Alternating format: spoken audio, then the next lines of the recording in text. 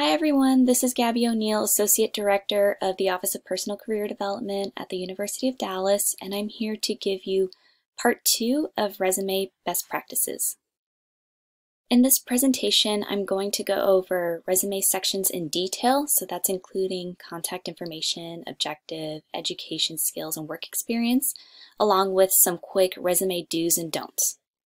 So the heading of your resume is going to include your contact information, and that's starting with your full name, your location, your phone number, your email address, and if you want, your LinkedIn URL. Just a note on your name, you're welcome to list your name however you want. You can include a nickname. They're acceptable, but just make sure that you're using the same name across all channels, including your resume, your LinkedIn, and your email address. For your location, you can just include the city and state where you reside or where you plan to work. A lot of people will include their address, but that's sort of falling by the wayside. You don't need to include your mailing address or home address. Make sure that your phone number is up to date and that you have set up your voicemail greeting with your name clearly stated so that if someone calls you, they know that they're reaching you. And make sure that you're using a professional email address. Your UD email will work just as fine and you'll have access to it after you graduate. And then also make sure that your LinkedIn is updated and ready to go. The next section that you can include is the objective or a summary. You'll hear different opinions from hiring professionals or career services professionals about which one is ideal or if they're even necessary at all. In my experience, it helps the recruiter to know what to look out for in your resume and sort of shows that you understand the field or the requirements of the job. But really the overall purpose of including an objective or a summary is that it sort of encapsulates all of your relevant skills and experience so that the recruiter can immediately find the information that they're looking for. The purpose of the objective is to indicate what you're seeking, whether that's a particular industry or a specific job or internship, and you would clarify the skills and experience that you have that would qualify you for that area. The best time to use an objective is if you're passing it along to someone in your network. So for example, if you know someone who knows a recruiter at a financial institution and you're looking for an internship or a part-time work opportunity at that company, but you're not sure what that may be, that's when you can include your objective and sort of leave it open-ended and leave it up to the reader to decide whether you're a good fit or whether they have an opportunity to place you in. What you wouldn't want to do is include an objective statement if you already know exactly what it is you're applying for. So if you're applying for a specific job or internship, you wouldn't put objective to obtain a job in finance. It's just sort of redundant. So only when it's open-ended and you're not sure exactly what you're going for. A summary, on the other hand, is exactly what it sounds like. You're just showcasing what you bring to the table based on the requirements of the specific position that you're applying for. So you would use this when you're applying for a specific job posting or internship posting that you've found. So for example, if you're applying for an internship position that requires a major in English and experience in research and collaboration, you would want to highlight that you have those qualifications in your summary. Moving on to the education section, you want to include the institution where you're earning your degree along with the city and state that it's located in, and then your projected date of graduation. You also want to indicate the kind of degree that you're getting and your major. So for instance, this person is earning a bachelor's degree in economics and finance. You can also include your GPA.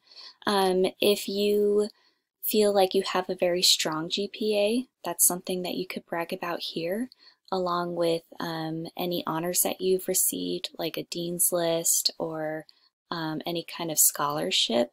If you feel like you're not particularly proud of your GPA, that's totally fine. You can leave that off. However, if the internship or job requires that you list your GPA A on your resume, you should just include it. In this section, you can also include anything else that you think would be relatively important for the job at hand, or if you just think it's worth mentioning. I always encourage UD students to include Rome in their education if you participated in the Rome program.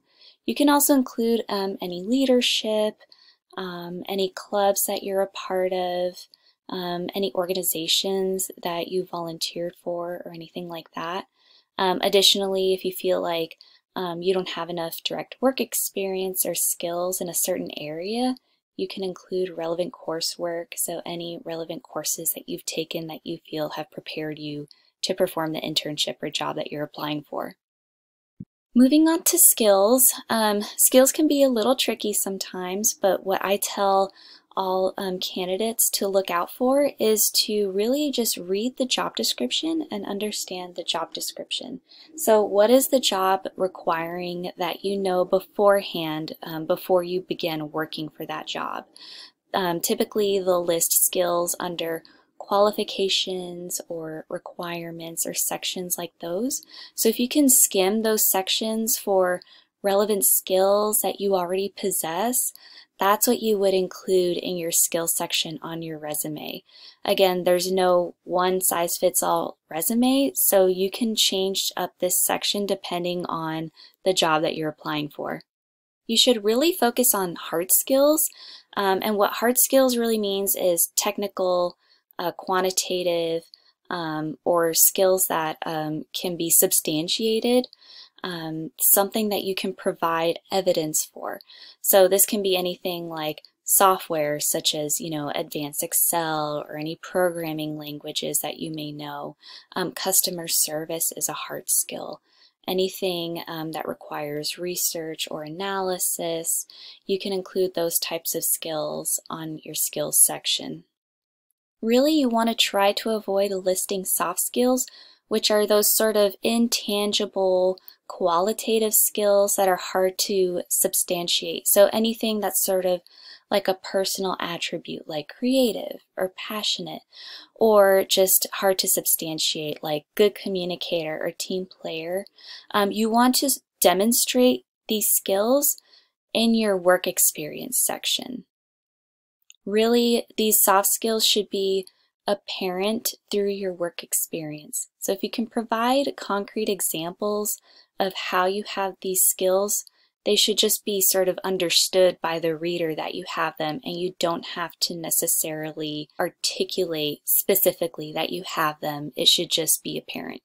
Moving on to the work experience section. So in this section, you want to include each and every work experience you've had, depending on whether you think it's relevant to the position that you're applying for. So this section includes your job title, the company that you worked for, the city and state that it was located in, and then also your months and years of employment. Whether you list your job title or the company you worked for first, it's sort of up to you. If you worked for a particularly impressive company, you can list the company name first instead of your job title. Or if the job title is more relevant to the job that you're applying for, you can list that first. It's really up to you. And in the description of your job, you really want to focus on what were your deliverables. You don't want to list every single task that you completed for a particular job. You want to list any projects you completed, any initiatives you started, any results of your work that impacted the company. You just want to make sure that you're not just listing tasks. Let the reader understand how the company benefited from having you as the intern or the marketing person. Just a couple more details about the experience section. When you're writing your bullet points, you want to use first person understood, meaning you're not using pronouns. So a lot of the time you'll see a bullet point that says, I used Excel to analyze business trends that my manager presented. Just eliminate the pronouns and say analyzed business trends and developed report. It takes a little bit of getting used to write in this voice, but that's the standard for resumes. You also want to use present tense for any positions that you're currently working and past tense for any past experiences. You want to avoid copy-pasting the job description that you were given when you were hired.